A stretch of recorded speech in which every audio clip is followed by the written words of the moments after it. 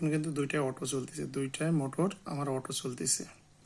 এখন নিচের মোটরটা চলতেছে, নিচের মোটরটা চলতেছে, কিন্তু আমার এখন নিচের মোটরটা চলতেছে। এখন কিন্তু উপরে মোটরটা চলতেছে, আমার অটো চলতেছে, এই যে অটো চলতেছে। এখন আমি কি করব,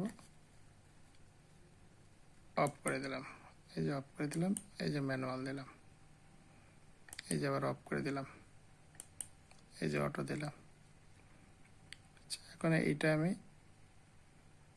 এটা চলুক, চলার পর হুট করে অফ করে দিব। এটা যখন চলা শুরু করবে, এই যে আমি কিন্তু অফ করে দিয়েছি, এই যে আবার কিন্তু ম্যানুয়াল দিয়েছি।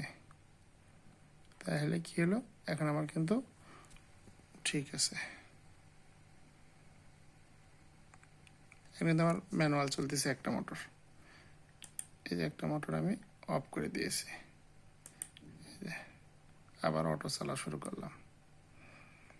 অটো চলা শুরু করলে আমার কিন্তু অটো চলা শুরু করছিল, এই যে এখন কিন্তু আমার অটো চলা শুরু করছে এবং কানেকশন ঠিক আছে। তো ধন্যবাদ সকলকে।